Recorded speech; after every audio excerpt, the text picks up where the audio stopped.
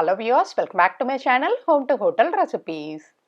இன்னைக்கு நம்ம இந்த வீடியோல கோதுமை ரவையையும் பாசி பருப்பையும் வச்சு ஒரு ஹெல்தியான பிரேக்ஃபாஸ்ட் ரெசிபி எப்படி செய்யறதுன்னு பார்ப்போம். ஃபர்ஸ்ட் ஒரு பவுல்ல 1 கப் கோதுமை ரவை, இது கூடவே 1/2 கப் பாசி பருப்பு சேர்த்துட்டு இதை நல்லா தண்ணி ஊற்றிட்டு 2 தடவை நல்லா வாஷ் பண்ணி எடுத்துக்குவோம். தண்ணி எல்லாத்தையும் வடித்து விட்டுடலாம். இப்போ இது மூழ்கிற அளவுக்கு தண்ணி ஊற்றிட்டு இதை ஒரு 20 நிமிஷம் ஊற வச்சிருவோம். இப்போ 20 நிமிஷம் கழிச்சு பார்க்குறோம். இப்போ இது தண்ணி எல்லாத்தையும் வடித்து விட்டுறலாம்.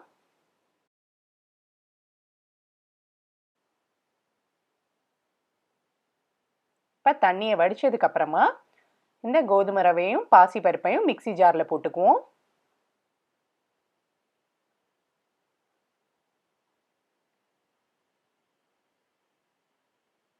இது கூட 1 இன்ச் அளவு இஞ்சி, காரத்துக்கு பச்சை மிளகாய் 3 மீடியம் சைஸ் பச்சை மிளகாய், 1 டீஸ்பூன் சீரகம், உப்பு தேவையான அளவு,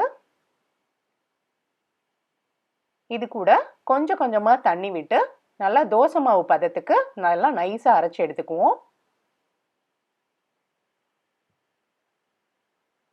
பார்த்தீங்கன்னா நல்லா இந்த மாதிரி தோசை மாவு பதத்துக்கு அரைச்சி எடுத்துக்கணும். இப்போ இந்த தோசை வந்து புளிக்க வைக்கணும்னு தேவையில்லைங்க. மாவு அரைச்சதும் உடனே ஊற்றிடலாம். நமக்கு இந்த மாவு உடனடியாக ரெடி ஆயிரும். நீங்கள் புளிக்க வைக்க தேவையில்லை. இப்போ தோசை ஊற்றிடலாம். தோசைக்கல் சூடானதும் 1/2 கரண்டி மாவு எடுத்து நல்லா பரப்பி விடுங்க. நல்லா தின்னாக ஊற்றினா நல்லா கிறிஸ்பியாக வரும். தேவையான அளவு எண்ணெய் ஊற்றிக்குவோம். மீடியம் ஃப்ளேம்லேயே வச்சு வேக விடுங்க. ஒரு சைடு வெந்ததுக்கு அப்புறமா திருப்பி போட்டுடலாம்.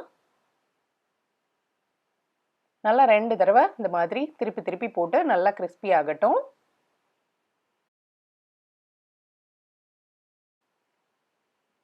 பார்த்தீங்கன்னா நல்லா வெந்துருச்சு தோசை. நல்லா நமக்கு கிறிஸ்பியாகவும் இருக்கு.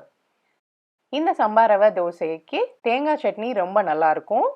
நீங்களும் ட்ரை பண்ணி பார்த்துட்டு எப்படி இருந்ததுன்னு எனக்கு மறக்காமல் கமெண்ட் பண்ணுங்கள். இந்த வீடியோ உங்களுக்கு பிடிச்சிருந்தா லைக் கொடுங்க. ஹோம் டு ஹோட்டல் ரெசிபீஸை மறக்காமல் சப்ஸ்கிரைப் பண்ணிவிட்டு பெல் ஐக்கானை கிளிக் பண்ணிக்கோங்க. தேங்க்ஸ் ஃபார் வாட்சிங். பை.